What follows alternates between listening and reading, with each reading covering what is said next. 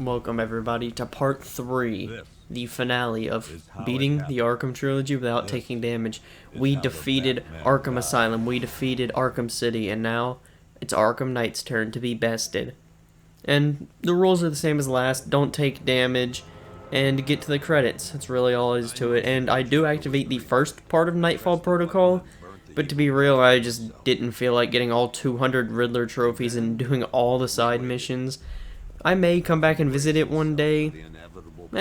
You can see a part 4 to this. That'll be the second half of the Nightfall Protocol, but I decided to go to the credits, so sorry for that.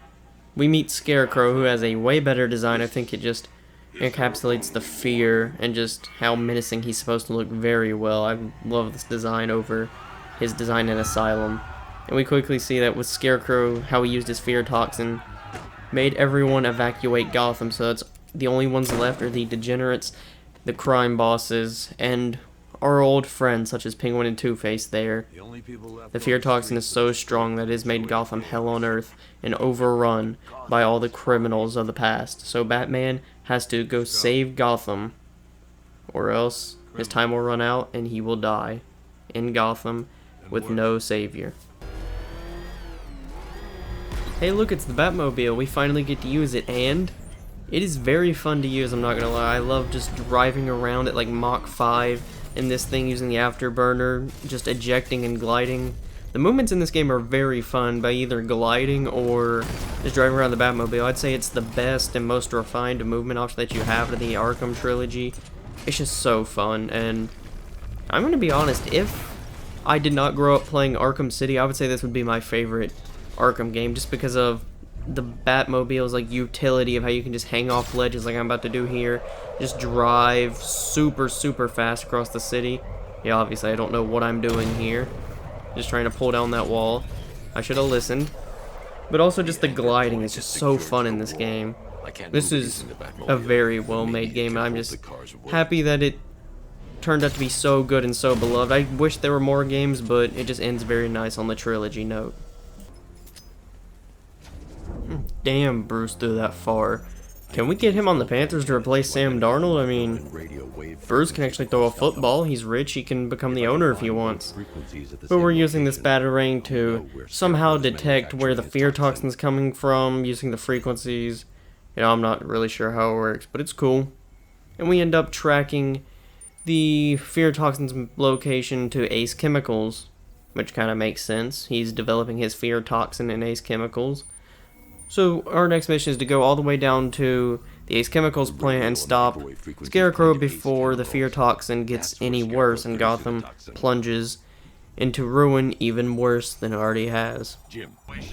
He can catch too? Alright, awesome. That's Robbie Anderson gone too. Sam Darnold, Robbie Anderson, two of the Panthers' biggest problems. We'll replace him with Bruce Wayne next week. We'll claim him off our first waiver that we can.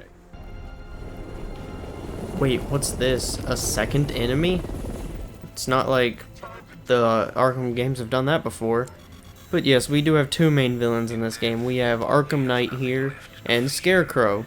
Arkham Knight is raising a militia to take over Gotham, and Scarecrow has forced everyone to evacuate and taking over Gotham that way. So we're pretty much fighting the two people that have complete control over Gotham. This will be a very challenging task, won't it? Before we can go right into Ace Chemicals to hunt down Scarecrow, we learn that he's taken 5 Ace Chemical workers hostage and have to go find them. We know all their locations, we just have to defeat all the enemies that are protecting them and find out if they're alive, and if they are, take them back to safety. We take the worker that we found alive to Gordon just to protect him and keep him safe. Then we go back into Ace Chemicals to hunt for the remaining missing workers, but unfortunately we find out that 2 more are dead. But we do find another one alive at least, so I guess 2 out of 5. That's okay. But while we're getting him into the Batmobile to take him back to Gordon, an unmanned helicopter comes to attack us that's piloted by the Arkham Knight.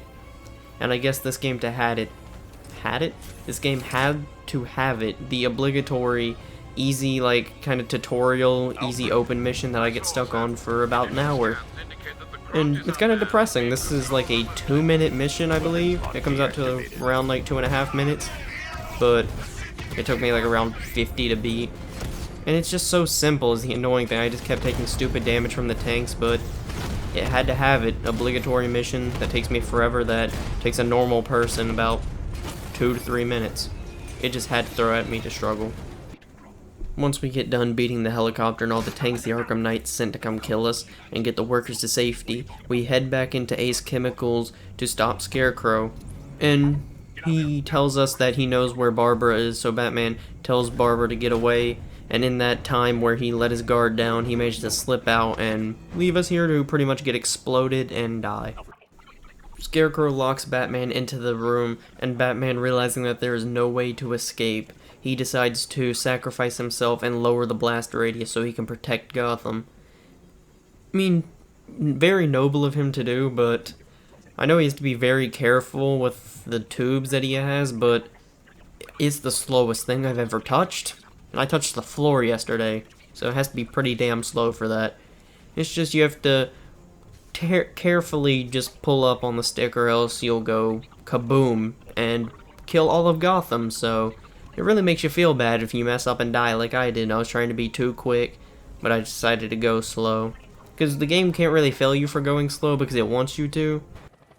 While we were getting the 4th and final tube to stop the blast, Joker shot us in the face. I'm gonna be real, I just cut out because I couldn't think of anything to say or anything funny. But we finally get to take control of Commissioner Gordon, and he just walks over to the movie theater and goes down to see Batman, Robin, and all of the people that are in quarantine due to being infected with Joker's blood from the events that happened in Arkham City.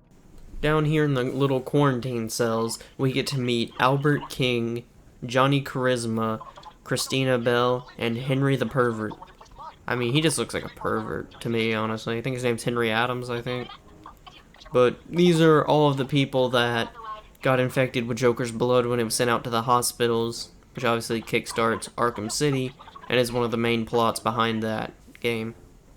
The 5th holding cell being emptied is just alluding to the fact that Batman, aka Bruce, is the one who is infected, and that spot is for him because he still has traces of Joker's blood in his system. We wake up from the flashback nightmare thing. It turns into Fast and the Furious for a couple minutes, but unlike Fast and the Furious, this game's actually good. We escape with our lives, and Ace Chemicals is destroyed, and Batman, once again being the hero he is, weakened the blast so it did not go off, and he saves Gotham. Here we get a little bit of backstory into how Barbara became Oracle. Joker just walks in and shoots her. And if you think about it, since Mark Hamill plays the Joker, Luke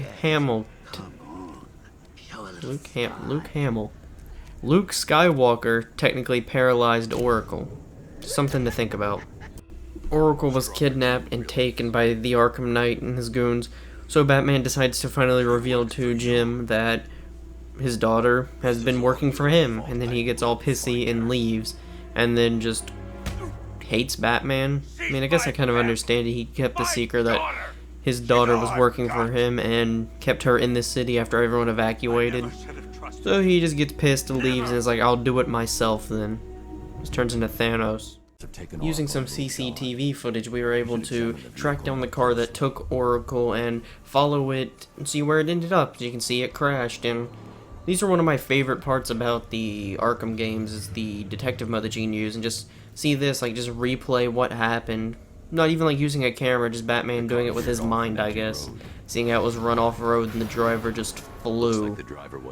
I think this would be like really cool, like how Batman's doing it here. He just went to a spot and looked at the tires and was like, okay, cool.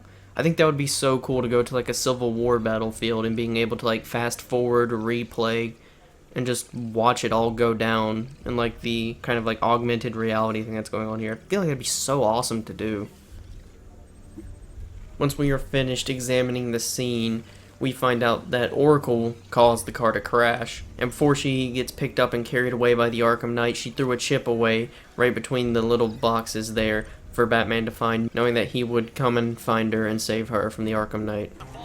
Batman takes down an APC to interrogate the militia guy that's inside so he can find the actual location of where the Arkham Knight took Oracle. But before Batman goes to save Oracle, he decides to go drop by and see Simon Stagg, the guy who invented the Cloudburst, so he can find out how to stop it. But unfortunately, as you can see through this CCTV footage, the Arkham Knight has got him. So this is yet another guy we have to use CCTV footage, hunt down, and save him from Arkham Knight. Scarecrow's fear toxin is really good because this would be horrifying, just Batman surrounded by a bunch of jokers with a revolver pointed at your skull saying like, your time has come. That'd be horrifying. Once the fear toxin wears off, Scarecrow shows us the location of where Barbara was taken to, and now we can go and save her. Finally, we found Barbara, but she's not doing too good. I guess the fear toxin's getting to her a lot. In the Arkham franchise, at least, Scarecrow's probably like the most dangerous villain because he can do this, just take over the entirety of Gotham and make the fear toxin do all sorts of stuff to people like this. I guess it's still in Batman's blood from when he stabbed him on the airship, but he just made Batman watch Barbara commit suicide even though she really didn't, so he's just playing a trick on his mind and making him live through the same trauma as watching his parents get gunned down right in front of him. We go back to the clock tower, then we get a call from Henry, who's not allowed within 100 feet of a school zone, and we learn Harley Quinn has taken over our little base down there underneath the movie theater. So we have to get over Barbara's death. You can't see it, but I did air quotes. And go recapture the movie theater so that we can keep all the people infected with Joker's blood safe from Harley Quinn and keep doing tests on them to find out a true cure. After we gain access to the movie theater, we learn Harley Quinn has released everybody. So she released Christina Bell, Johnny Charisma, Harry the Pervert, and Albert King. So we have to go hunt them down and bring them back to their quarantine cells so we can continue the testing on them. Christina Bell wasn't that hard to take down. All you have to do is just take down a bunch of thugs, and the hardest part would be the minigun thugs just because of how tanky and long they take to kill. And in my opinion, they're probably the worst. I wouldn't say the worst. They're my most hated enemy of this game just because of how long they take to actually fight. Next on the list is Albert King, and he's hiding out in this film studio of an old western town. This one's pretty fun because it has to do mainly with the addictive combat of the game, and that's mainly what this trilogy is known for. Just the fun combat. It just makes you want to play all of them. Just the games have amazing combat, that's why they're so beloved. And also getting a high combo score is very nice here, over 127. Not as high as the one I got in Arkham City, but pretty damn high. Batman keeps having these visions of what happened to Jason Todd when he was taken and held hostage by the Joker, and just what he went through and what the Joker was doing to him. Making him think Batman was never going to come for him, that he forgot about him, and that he should just leave him. These visions that Batman are having are exactly like how it's depicted in the movie Under the Red Hood, and also the comic book that this is from, A Death in the Family. So Batman's envisioning what was happening to Jason Todd when he left him to pretty much die and be tortured by the hands of Joker. And last but certainly not least, we have Johnny Charisma, and this is probably my favorite one because we get to hear Joker sing to us. He just sings this song while Robin in the background just runs along and diffuses the bombs that he's placed over this entire room. There's just something funny about this to me, that we're just diffusing the bombs while Joker's just singing, not a care in the world, when he could easily just blow up and kill Batman, Robin, and everyone else trapped in the movie theater. Take me on home to the asylum. Never alone in the asylum. Anarchy ruled, it was wild, but through it all you never smiled. Joke's on you, I'm in your head, so look who's laughing now. Remember in Arkham City, I killed your girl, so pretty. That was the night you let me die. But when I looked you in the eye, that's when I knew we'd be together. Look who's laughing now. stuck in your head and I'm laughing. Ah, I fill you with dread and I can't stop laughing. Your parents are dead and I can't stop laughing. What else can I do? Now I'm part of you. I am the clown, prince of crime. And we've had a hell of a time. You're part of me. That's all the bombs disarmed. Time to take down Charisma. To do. I just can't wait till I'm in control. Who'll be laughing then?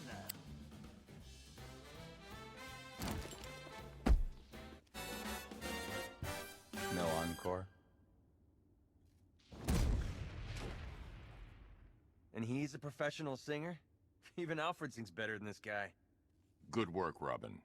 No problem. Call it my contribution. When we get back to HQ, we find out that Henry is really affected by the Titan and kills everyone and himself. And yes, that time, that was real. Not the fear toxin taking effect or anything. That was real. Due to all the flashbacks he's been having about Jason Todd, Batman goes a little bit overprotective mom mode on Tim Drake, shoves him into the quarantine cell, and cuts off all his communication so he can't talk to anyone. I mean, I guess it's kind of nice that Bruce wants to protect him that much that it'll shove him in the quarantine cell to keep him safe, but he also has no way of communicating to Alfred or anyone, and just locked him there by himself, and Batman's going to take on the world by himself again. He's fine. We were too late. Batman and Ivy were not quick enough to stop the cloudburst. That's kind of a horrifying scene if you think about it. Just that one building had enough fear toxin and cloudburst to cover the entirety of Gotham. And now nothing will work in it. Anything trapped in it will work, and if you were like one of the unlucky thugs that just gets trapped in the bottom of it, you were just forced to live your nightmares, basically. You'll be seeing things that aren't real, being attacked by things that aren't real, and also just getting jumped by other thugs under the same trance that you are, and you're pretty much going to die. You have no hope. Now that the cloudburst has went off, we decide to go finish what we started and get Stag. Arrest him for creating the cloudburst and causing mass hysteria, but also interrogate him so we can find out how to stop cloudburst, reverse this, and that'll get us one step closer to stopping Scarecrow for good. We find a way to stop the cloudburst, but it involves getting help from Ivy and going to rescue this like 1,000-year-old tree. It's like the oldest tree in Gotham, and we have to do that using the sonar of the Batmobile. But unfortunately, the Arkham Knight has heard that we're trying to resurrect, revive, wake up, not really sure, this tree to stop the cloudburst, so he has pretty much sent all the available drones and tanks that he can to stop us. So once we take these guys out, we will gain access to the tunnel to go find out where the tree is buried, revive it, so we can get rid of the cloudburst for good. Now that we have awakened the tree, the Arkham Knight sends everything he's got at us. He really does not want us to awake this tree and stop the cloudburst. To be honest, I thought this was going to be like a harder, not really boss fight or mini boss, just onslaught of enemies. I thought it would have been kind of tougher, but the game's generous with the amount of room it gives you. You're confined to staying in the graveyard here, which you just defaced and destroyed all of the graves by running them over or getting them shot with missiles. But I guess they don't care about that. This mission is also very intense because you have to deal with over, I think, what was it, like 49, 48 different enemies. You just have to slowly maneuver. Make sure you don't go from one line of sight into the other. Take out the drone so you don't get cornered. It's just using the Batmobile's mobility very good. After we get done surviving the onslaught at the church graveyard, and then the 7 Cobras that the Arkham Knight sent after us, he then sends himself in this giant, I guess, version of the Cobra, I think is what they're called, the ones where you have to hone in on a single spot and take damage, which has a thing of cloudburst, I guess like a tube of cloudburst at the front that we have to shoot to do damage to it, and it is very quick, and homes in on us very quick and shoots a barrage of missiles at us, so we have to play a giant game of cat and mouse, which isn't really fun just to shoot and then run away like this. I mean, that's really the only strategy that it has, is just trying to take it into spots where you can hit it and then escape quickly and do it again. I probably hate this so much because there were 2 separate times I got him down to the final hit and then took stupid damage. I don't know if it was just like nerves that got over me, like, oh, I'm so close, or just stupidity of like, oh, he can't hit me, and then just, or going for a double hit and just getting myself killed. Like there, I should not have went for the multiple hits. If he just aims up and shoots me, I'm done. I have to restart here, another attempt at it. But this mission took about 40 minutes, but I think it just hurts the most because of how I was so close so many times but failed. Just like the helicopter at the beginning of the game that the Arkham Knight used to attack us. Another random thing I forgot about that took me 40 minutes to beat. Man, the Arkham Knight really does not want to admit defeat, does he?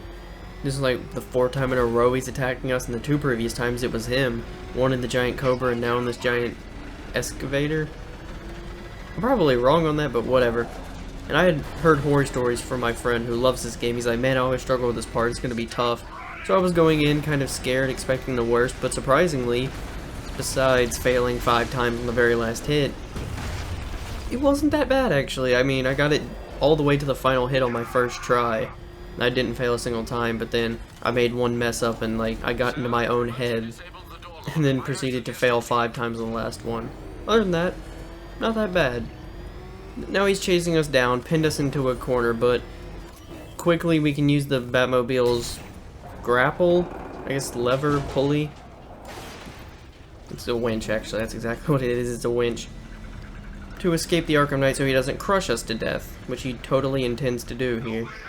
And that's the sacrifice we had to make to escape. It was either us or the Batmobile, and we chose the Batmobile. It's kind of sad, I really liked it, it's very fun to use in this game. After saving Gordon, we get the reveal of the Arkham Knight's true identity, and I skipped it because I'm a moron, but it turns out the Arkham Knight is really Jason Todd. And it does make sense because he has a motive to want to kill Batman, because when he was getting abused, kidnapped, and beaten by the Joker, he thought Batman wasn't going to save him and just left him to die. Which would make total sense of why he wants to get back at Batman by trying to kill him and make him suffer like how he did at the hands of Joker. The Arkham Knight's boss fight, if you can even call it that, just kind of sucks because it's just a glorified stealth mission of you avoiding detection from the soldiers, the drones, and then the sentry guns. And then just you get a little cutscene like this, Batman would throw them off, and then you would go over to the other part. I just kind of wish they did something cooler. I guess they like used Arkham Knight so much in his vehicles, like with the tank and the drill excavator thing. They're just like, oh, that's good enough. But very like disappointing, like kind of final thing for this character, because this is like the final part of his character. You find his identity, then you get in that little fight. I just wish he had something cooler. He deserves a way cooler send-off, because the Arkham Knight was a pretty good character and a pretty challenging one at that to take on. Phew, I thought we weren't gonna get a twist, but we have to have the patented Batman Arkham twist, didn't we? Well, did you like the last twist? Then do I have a deal for you. You get a free 2-for-1 deal of 2 twists. While Barbara gets thrown off the roof of the building by Scarecrow, Batman saves her, and when he gets to the ground, he's like, how are you alive? He just gives a lame excuse of your dad knew what he was doing. You two almost died, and then that's just really what you have to say right there.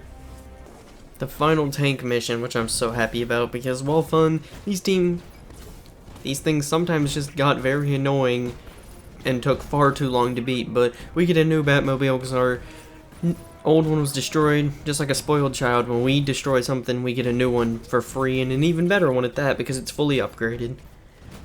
But quickly taking these guys out, there's only like 30 of them, which doesn't really make sense that here there's only like 30, but when we were defending the church with Ivy, the Arkham Knight sent like 40 of them. It was like 49, almost 50 tanks, which is just an absurd amount, but this one's only like 30.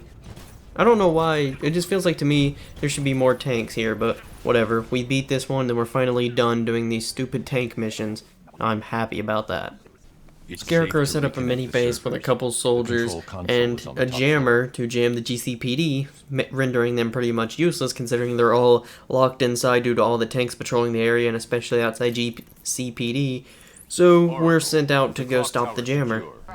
After going all the way back to the GCPD building, we learn they have no power and we have to go activate the generator on the roof. But that has been crushed and it is no longer working. So what we have to do is go underground and go to the 4 backup generators that they have to restore power to the building.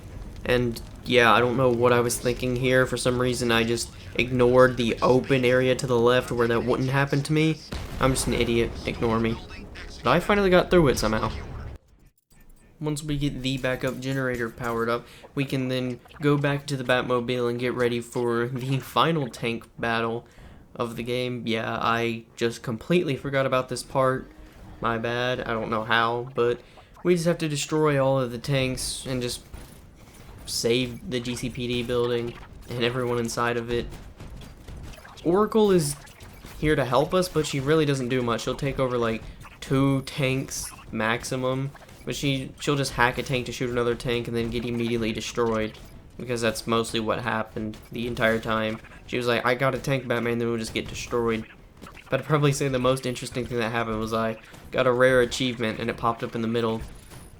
And unfortunately it was the run that actually succeeded, but you know, I'll just keep it in, why not? It's kind of cool. Get a rare achievement in the middle of this mission, but that's probably the best part about it. Once we destroy all the tanks, we then learn that there is something else for us to do because there are now more soldiers on the roof of the GCPD building trying to get access to it through the elevator, so we have to go up there and stop them from getting in. We finish taking out those group of enemies, then go to the movie theater for some reason, I'm not really sure. Then Scarecrow decides to FaceTime us and to say, hey, you're done, meet me here. And then we decide to go meet him here, and this is the final mission of the game. I'm not really sure how to explain it, but I'll try my best to explain the final mission here. We surrender to Scarecrow by taking off our belt, putting it on the table, and then to the right we get into the back of this van that's just somehow attached to the doors here. I don't know, none of this really makes sense to me. I get it's like with Scarecrow's fear toxin and all that, but it's just still just so confusing to me. So we're in the back of this van that ends up crashing. I guess Henry Ruggs was driving it. I'm not sure. We escaped the back of the van after it crashed to discover the alleyway where Bruce's parents were murdered. Then Joker comes over and kicks us in the face, and then we just start fighting like 30 Jokers. I mean, yeah, I get Joker like lives in his mind and he's like scared of him or whatever, but am I the only one that's confused by this? How we just go from giving up and surrendering to Scarecrow to getting in the back of a van to it crashing, leading us to the alleyway where Bruce's parents were murdered, and then fighting a bunch of Jokers, and then to end the fight, snapping one of its necks, killing it, and then be transported back into the van. We are sent back to reality after all that, and Jim takes off Batman's cowl, mask, whatever, to reveal Batman's true identity as Bruce Wayne. And that's where the opening line comes from. The night the Batman died, Bruce's secret is no more. He has been found out. Batman's true identity has been revealed. And Scarecrow's just like, huh, Bruce Wayne, that's cool. Then gets ready to inject him with even more fear toxin. I guess because he thinks Bruce hasn't had enough. I mean, he just had his identity revealed and just been pumped full of this stuff already. So he's like, a little more can't hurt. This dose of fear toxin lets us then take control of Joker in his own Batmobile, murdering everyone. Then a third-person shooter of Joker murdering everybody, specifically the villains that had him tied up and held hostage. And then it turns into a first-person shooter where you just have to walk around, shoot a bunch of Batman statues with your shotgun here, but every time you turn around, more spawn, just waiting for the real Batman to jump scare you. Like, okay, now I think the game's done changing its genre. It's back to the normal third-person Batman. There's no more guns to be found. But then it turns itself into Monsters, Inc. and we ship Joker away in a giant door, never to be seen again. I guess now Scarecrow is done injecting us with fear toxin and is now going to straight up kill us. But here we have the Deus Ex Machina of Red Hood. That's the wrong Jason Todd character. Arkham Knight was here to save us. I guess he's like, oh, Bruce, you really did care about me and wanted to save me from Joker. So he decides to save us from Scarecrow killing us. And now Batman, or I guess Bruce at this point, is about to give Scarecrow a taste of his own medicine with his own fear toxin. So he can see what we've had to go through, and we can also see what Scarecrow's worst fear is. Now we get to enjoy Scarecrow freaking the hell out after being injected with his fear toxin, and we learn his greatest fear is bats, or Batman, I guess. It's just kind of funny to see him frantically looking around like that, freaking out, when Batman's right in front of him, and also like his worst fear as well. That's a cool Batman design as well. But then he gets so scared, he screams and runs away, and Gordon clocks him, and Scarecrow is down for the count. Now we can arrest him, and probably put him in jail for the rest of his life, or give him the death sentence for everything he's done to us. And now that we have Scarecrow locked away for good this time, we have one more thing to do. Activate the Nightfall Protocol. And I'm a moron and didn't realize there was a part 2 to the Nightfall Protocol, so this is only part 1. I may come back and revisit part 2 and actually finish it, but to be real, I just did not feel like doing like every single Riddler trophy and all his missions and every other side mission in the game, because I wanted to get it done this year and just move on to other videos. So you get the first half of the Nightfall Protocol. To activate the Nightfall Protocol, you must have completed 7 of Gotham's most wanted missions, and the story counts for one of them, so you only need to complete 6 others. So I decided to go for the Penguin, Ra's al Ghul, Man-Bat, Deacon Blackfire, Two-Face, and then Thomas Elliot by slamming him through a table, even though we never lock him up. And last but not least, Azrael. After activating the Nightfall Protocol, you get this little cutscene of Bruce entering the manor with Alfred one last time, and then they blow up the manor. But the thing is, this is not the full Nightfall, this